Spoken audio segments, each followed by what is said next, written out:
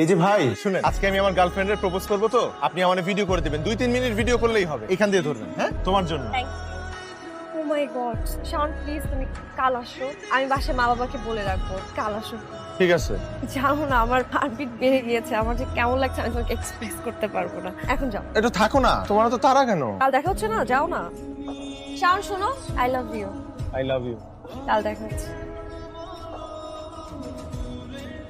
কথাটা তো কি কথা শুনবো আমি তোমার? তুমি একটা ফালতু মাইয়া। তুমি আমারে বলছো তোমার বাসায় কেউ নাই, তোমার বাপ মা নাই, বডি বিল্ডার করতে আসলো। তোমার র্যাঙ্কটা বডি বিল্ডার। শাওন ভাষা ঠিক করে কথা বলো। তোমার সাথে আমি কি ভাষা ঠিক করে কথা বলবো? তোমার সাথে আরো অভদ্র ভাষায় কথা বলা উচিত। তুমি আমার সাথে চিট করছো। শাওন হেলমেট খোলো।